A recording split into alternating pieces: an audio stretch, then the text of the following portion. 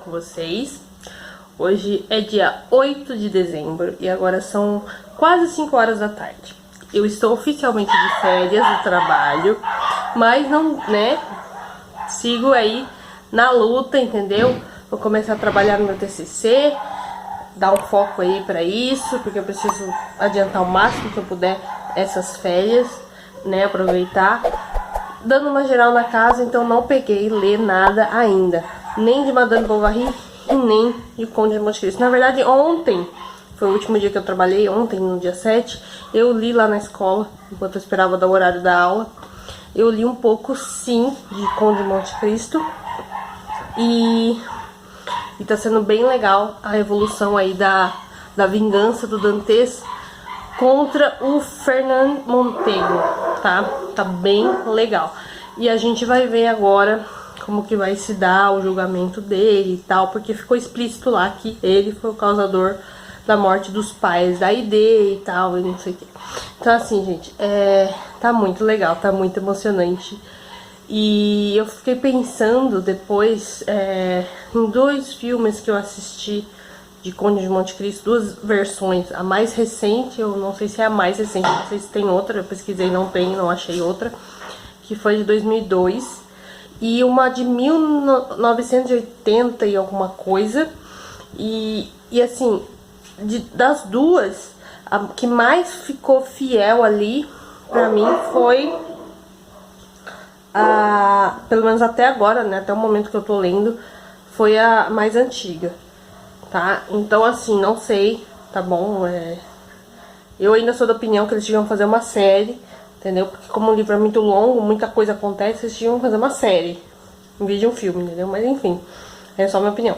Aí eu vou dar continuidade hoje, depois que eu acabar tudo que eu tenho que fazer aqui em casa, que eu tomar um banho, que eu ficar de boas. Aí eu vou sentar ler um pouco de O Conde de Monte Cristo. E amanhã eu pego ler Madame Bovary, porque Madame Bovary eu leio assim, ó, entendeu?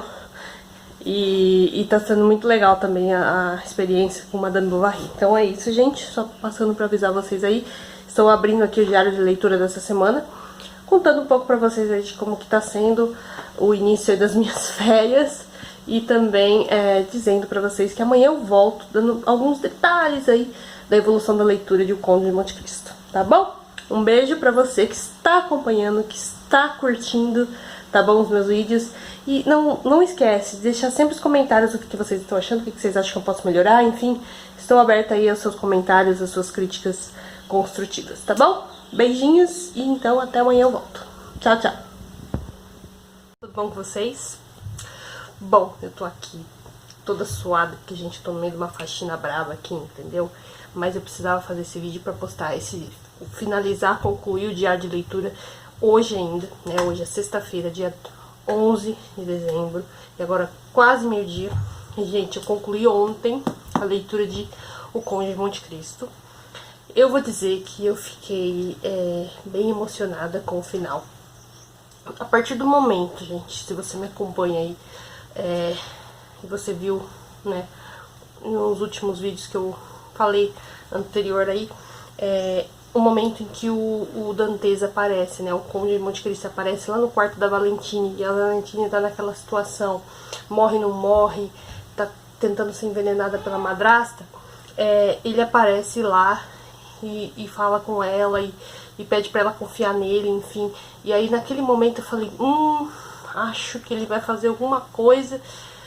E a minha teoria tava certa. Ele deu aquele comprimidinho, aquele negocinho pra ela tomar, pra ela parecer que tava morta, todo mundo achar que ela realmente estava morta, mas depois ela ia aparecer viva, muito bem viva, obrigada. Então, assim, eu fiquei chocada, entre aspas, porque eu já imaginava que isso ia acontecer, né?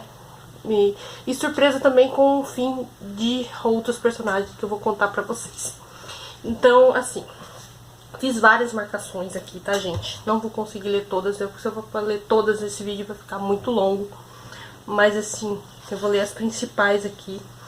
E da última vez que a gente conversou, eu lembro que eu mencionei do fim do Fernand Montego, né? O Conde lá, o pai do Albert, marido da Mercedes até então. Ele se matou, ele acabou não aguentando o reggae, né? tava bravo pra ele, aí ele pegou e tirou sua própria vida. E aí a gente viu a finalização aí desse daí. A gente já tinha visto o Caderus, que morreu, né? Tentando roubar lá a casa do Conde de Monte Cristo e acreditando que quem tava na frente dele era o Abade Busoni, na cabeça dele, né? Era a mesma pessoa. E no fim, né, a gente vê também que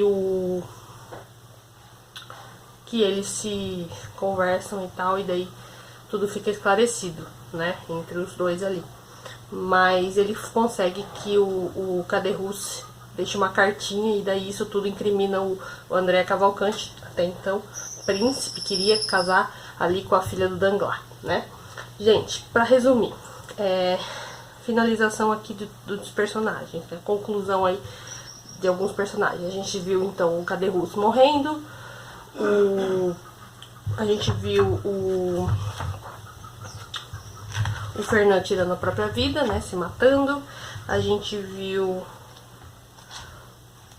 o Maximilien ficando desesperado de amor pela Valentine, preocupadíssimo com a saúde dela. E ele indo até o Conde de Monte Cristo falando, me ajuda pelo amor de Deus. E o Monte Cristo fala, não, calma que eu vou te ajudar. E aí a gente vê se desenrolar todo aí. O Monte Cristo indo lá, dar um negocinho pra ela tomar, pra ela não morrer, entendeu? Pra diminuir o efeito do veneno, porque a madrasta queria ver ela morta de qualquer jeito. Então, tentava uma coisa, tentava outra e tava sempre, né, renovando ali as tentativas. Eu sei, gente, que deu certo, porque ele ficou muito claro ali que a Valentina tinha morrido, teve o sepultamento, teve enterro, teve tudo, né? Só que ela não tinha morrido, não. Porque a gente descobre mais pro fim que ela estava muito viva, obrigado, né? Só que daí o Maximilien queria tentar se matar. E o Conde de Monte Cristo falou, não, você não vai se matar não, me dá um mês que eu vou trazer a alegria de volta pra você. E ele falou, como assim? Mas a minha alegria se foi, ela morreu e não sei o que. Ele falou, não, fica calmo. Aí tá, vamos voltar agora pro senhor Villefort. O senhor Villefort descobre que foi a esposa que estava tentando envenenar. Que envenenou todo mundo que já tinha morrido, né? O sogro, né? A sogra, o ex-sogro e a ex-sogra, o Barrois, que era aquele que tá ajudando a cuidar do pai dele, e agora a filha, né? Ela foi a responsável. Então ele, antes de ir pro julgamento do André Cavalcanti, que o André Cavalcanti foi capturado, né? Ele fugiu, teve maior trabalho pra fugir e tal, não sei o que, mas ele foi capturado, sim. E, inclusive no dia em que aconteceu iria acontecer ali para assinar o contrato do casamento, aquela coisa toda, do André Cavalcanti, até então príncipe nos olhos do Danglars e de toda a família, de toda a sociedade, enfim. Ele chegou e, quando ia para assinar, o Conde de Monte Cristo entrou com a prova, né, com aquela carta que o Caderus assinou. Então ficou muito claro ali que André Cavalcanti não existia, era tudo uma farsa, e que na verdade ele era uma outra pessoa e que era um assassino, né? Então nesse caso todo mundo ficou boquiaberto, o Danglars queria morrer, né? Queria sumir, se enfiar debaixo da terra, entendeu? De tanta vergonha. E a Eugênie, né, correu pro quarto junto com a prima e armaram uma fuga lá. Ela cortou o cabelo, enfim, fez também muito boa essa resolução aí no meu ponto de vista. Ela conseguiu fugir com a prima e ter a liberdade que ela tanto quis, porque ela tinha ideias diferentes e tal. Então, tipo, isso pra ela foi um divisor de águas, né, pra Eugênie. E aí, só que só foram se dar conta disso bem depois. Ela já tava bem longe quando perceberam que ela tinha fugido, que ela não tava mais lá. Então foi um desgosto tremendo pra família. E tipo, e mais aquela vergonha toda. E o Danglars, que já estava passando por situações ruins financeiramente falando, né, maus negócios, maus passos ali no negócio dele, então ele ficou bem desgostoso e ele começou a pensar, cara, o que eu vou fazer na minha vida? Conde de Monte Cristo chegou, pegou o dinheiro que ele tinha de crédito lá, 5 milhões, e pegou e deu um recibo em troca. Então, tipo, ele tava, tá elas por elas, eu dei um dinheiro pro cara, mas tá tranquilo que eu vou recuperar isso aqui. Só que ele falou, eu vou pegar amanhã. Então ele deixou uma carta pra esposa falando que ia vazar, que ela era livre, que ela podia fazer o que ela quisesse da vida dela, porque ele tava vazando, entendeu? É isso. E o Danglars, por sua vez, foi lá e, né, pôs o cheque lá no banco, né, o recibo, enfim, e falou, ó, eu venho retirar quando der, não sei o quê.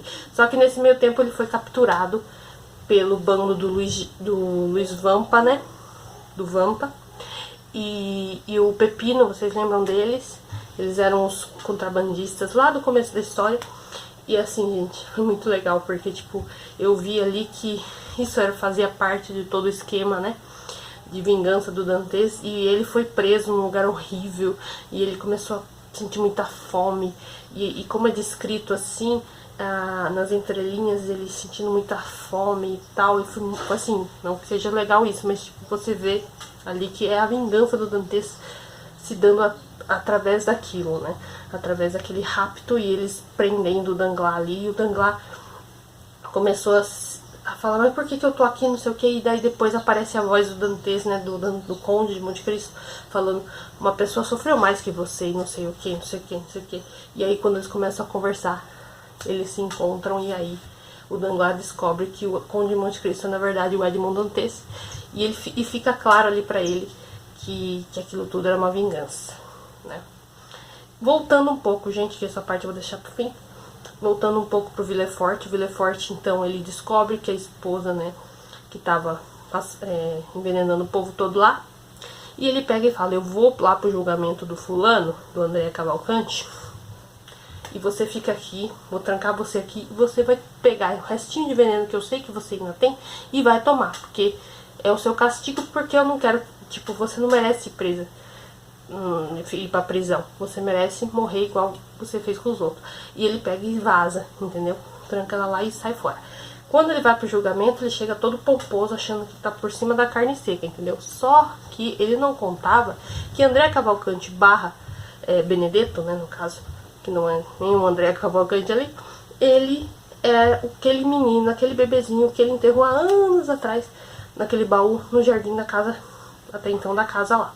Então ele começa a falar, o juiz começa a perguntar as coisas, ele começa a responder e ele fala, olha, não sei meu nome não, mas eu sei o nome do meu pai. E ele fala a data que ele nasceu, aproximadamente, e quando ele fala a data, o Villefort fica desnorteado, que é a data que aconteceu aquele parto, e foi a data que ele enterrou o bebezinho lá, né, no baú. E aí ele começa a falar, e depois ele fala, olha, o nome do meu pai é Villefort, é o procurador do rei. E aí fica todo mundo aquele bafafá, aquele zum. E, gente, é sério, essa parte é muito legal, porque daí você percebe que ali o Villefort, alguma coisa mexe com ele, de alguma maneira, porque o Benedetto começa a falar, e inclusive ele tá usando aquela echarpe que ele tava enrolado, o bebezinho e tal. E aí o juiz, por sua vez, ele manda parar a sessão, porque ele fala, vamos adiar, vamos terminar isso outro dia, porque deu ruim aqui, gente. Aí ele pega e leva um prisioneiro de volta pra prisão, e o Villefort sai correndo pra casa dele, porque ele fala, não, pera, deixa eu tentar salvar a mulher, porque eu não quero que meu filho fique sem mãe. Só que ele se arrepende de ter mandado a mulher tomar o veneno, entendeu? Só que quando ele chega lá é um pouco tarde, porque ele chega lá, abre a porta, tá a mulher e o filho também, o Edward. Então assim, ele fica sozinho, extremamente sozinho, porque pra ele a Valentine morreu. A gente sabe que não, mas pra ele a Valentine morreu. O Nortier também, tá veião, daqui a pouco já bate as botas. Então tipo, ele tá sozinho naquela mansão. O que acontece com ele? Monte Cristo chega como Abade Busoni, e aí, né, faz a voz verdadeira dele, e daí ele fala, você não é o Abade Busoni. Aí ele pega e tira todo a paramenta dele, e ele fala, ah, você é o Monte Cristo. Daí ele fala, não, pensa mais um pouquinho, acho que não, um pouquinho mais. Aí ele começa a falar, e ele faz isso com todos, né, com todas as personagens. Ele começa a falar, olha, esse que fez assim, assim, assado. Daí ele começa a dar umas pistas, e a pessoa começa a cavocar lá nas entranhas da memória, e descobrem que quem na verdade ele é o Edmond Dantes. E o Villefort, sabe o que acontece com ele? Ele fica doidão, loucão. Ele sai correndo, ele vai pro jardim, ele começa a desenterrar, porque achando que o filho dele tá lá, e não sei o que. Ele fica doido, vai pro hospício, fica doidão. É isso. E esse é o fim do Villefort, sozinho e maluco. Tá bom pra vocês? E agora o Danglars, vamos voltar pro Danglars. Então o Danglars, ele ficou bancarrota, né, mas pra ele ainda tem um dinheirinho ali, 5 milhões do recibo do Conde, né, que ele deu. Só que daí ele é raptado pelo bando lá do Vampa, né, e o Pepino, tá todo mundo lá. E, gente, ele começa a passar fome, fica desesperado, e ele pede uma comida, ele fala, não, mas se você pagar, tudo bem. Daí, tipo, cobram muito dinheiro por um pão, por um frango, enfim. E aí, por água, por vinho, e ele fala, não, mas não sei o que. Daí ele acaba assinando lá o papel lá que vale como dinheiro, né, que eu esqueci o nome agora, promissória. E aí ele acaba ficando sem dinheiro, fica só com, tipo, 50 mil, eu acho que é o dinheiro que fala aqui. Fica bem pouquinho de dinheiro, sabe? E aí chega o Conde falando com ele, e da mesma forma que ele fez com os outros personagens, né, com os outros que ele queria se vingar, ele chega chegando e vai falando, olha, isso assim, assado, que não sei o que, blá. E aí ele descobre, né, o Danglars descobre que, na verdade, Conde de Monte Cristo nada mais é que Edmond Dantes. Aquele que alguns anos atrás ele ferrou com a vida, entendeu?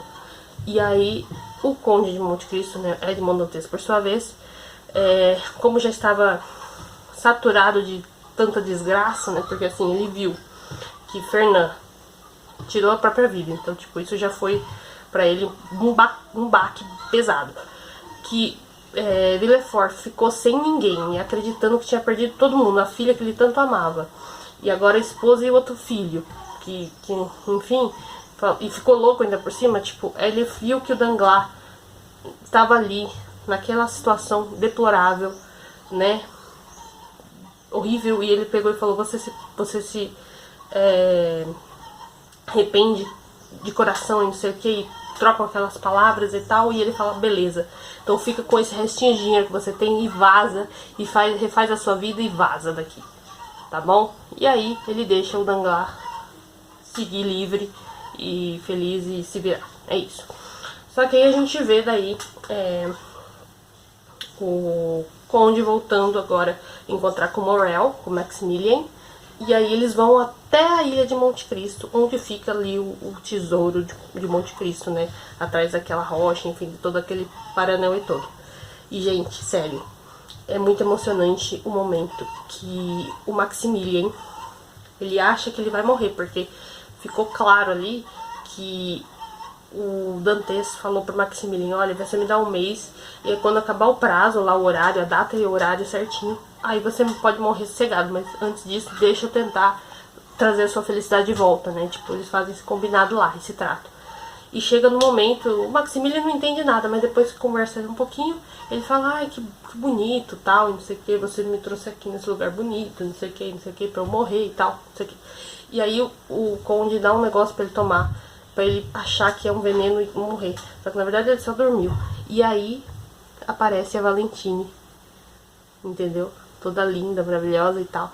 E quando ele abre, né, ele dorme só por algum momento. E quando ele percebe que tá vendo uma pessoa ali, ele acha que ele tá tendo uma miragem, ele acha que ele já tá no paraíso, não sei o que ele pensa. E aí quando ele se dá por si, ele vê que é tudo real, que ele não morreu e que a Valentina está lá na frente dele e ele fica feliz da vida. E aí depois é uma muita emoção, porque o Edmond Dantes, juntamente com a Aide, eles partem, né, numa viagem, e ele deixa boa parte da fortuna dele, praticamente toda, né, a casa no Champs-Élysées, e também todo o dinheiro que tá dentro ali da caverna, ele explica como faz, né, não sei o que, e aí e fala pra ser doação, pra Valentine doar boa parte pros pobres, pra quem precisa e tal, e saber usar com sabedoria toda aquela dinheirama, entendeu, gente? E assim, a história termina, o livro termina com uma frase que eu realmente fiquei muito, muito, muito emocionada, que é: esperar é ter esperança, né? Eu até grifei aqui, porque realmente é uma frase que eu fiquei bem emocionada. E todas as partes que eu grifei, gente, foram partes assim que realmente me tocaram muito. Eu grifei aqui a carta do Edmond Dantes pro Maximilien, falando que, explicando tal, pro Morel o que ele tinha que fazer. Eu grifei aqui a parte que eles estão conversando né? O Dantes e o Morel estão conversando quando o Conde fala assim pra ele: minha tarefa é restituir a este homem a felicidade. Vejo essa restituição como um peso que contrabalança o prato em que deixei cair o mal. Porém, e se eu estivesse enganado? E se esse homem não fosse suficientemente infeliz para merecer a felicidade? Maldição, o que seria de mim, que só consigo esquecer o mal fantasiando o bem? Né? Eles se conversam e tal. Enfim, são muitos momentos emocionantes que eu grifei. Eu acho que se você ainda não teve a oportunidade de ler esse livro, leia. E realmente, gente, as duas adaptações cinematográficas que eu assisti, nenhuma, gente, sério, nenhuma está fiel ao livro. São adaptações, que a gente sabe que adaptações elas precisam ser adaptadas, né, obviamente, mas nenhuma tá fiel, assim, é muito bizarro isso, mas tipo, eles precisam melhorar essa questão, né, da adaptação, porque mudaram muita coisa, no meu ponto de vista, e eu ainda sou da opinião que precisavam fazer uma série sobre isso aqui, porque seria muito legal. Mas eu gostei muito. E se você já leu, deixa aqui pra eu saber nos comentários qual edição você leu. Essa aqui da Zaha eu recomendo muito. É um box, né? São dividido em duas partes. E eu recomendo muito porque tem rodapé, né? E às vezes aparecem umas palavrinhas e tal. E é bem legal o rodapé porque ele fica bem explicadinho. A gente aprende bastante também ao longo aqui da narrativa, dessa caminhada, dessa viagem maravilhosa. E eu recomendo muito mesmo essa edição, gente. É sério, de coração. Esse livro vai entrar aí no hall dos meus favoritos da vida. Juntamente com Os Miseráveis, juntamente com O Defeito de Cor. Porque mostra pra gente o valor, né, de uma amizade verdadeira. E também a gente vê aqui uma história de vida, de superação e também de vingança. Vladimir Dantes contra aqueles que se fizeram mal. A gente entende, se a gente se colocar no lugar do Dantes, ele queria fazer justiça com as próprias mãos, ele queria. E aí, ao final, pela minha percepção, é que ele percebe que tá vingado, então ele pode seguir com a vida dele, e ainda no final ele se redimiu porque ele deixou Danglars seguir a vida dele, sem que nada de ruim, porque já tava bom, né, a vingança dele já estava boa, já tinha falido, perdido esposa, perdido filha, então ele já, né, passado aquela vergonha monstra, então pra ele já estava bom. E ele tinha passado um pouco, né, porque Dantes ficou anos preso naquela situação deplorável no castelo de If, então ele percebeu ali. Então, de certa forma, a gente vê que o Dantes, ele fala: não, já tá bom, tá suficiente, posso parar por aqui, entendeu? E isso é muito legal, porque a gente vê que o personagem, ele amadurece muito, né? Da mesma forma que ele tem aqueles rompantes, aquelas coisas de ser tão frio, tão duro com ele mesmo, né? Em alguns momentos a gente percebe que ele se priva de sensações, de sentimentos, por conta daquela raiva, daquele ódio que ele tem. Mas conforme as coisas vão acontecendo e as vinganças vão se concretizando, né, as coisas vão acontecendo e ele vê: fulano já se deu mal, beleza, vai pro outro e tal, aí você percebe que vai voltando aquela coisa bonita, né, e tal. Não sei, gente, o que vocês acham? Eu adorei essa história. Como eu falei, vai entrar pro hall dos meus favoritos da vida. E eu recomendo a todos que leiam O Conde de Monte Cristo também, porque é uma obra fantástica. Não se assustem com o tamanho, seja qual for a edição que vocês escolham, eu recomendo novamente. Recomendo a da Zaha. Mas, gente, é sério, leiam, porque vale muito a pena cada linha, tá bom?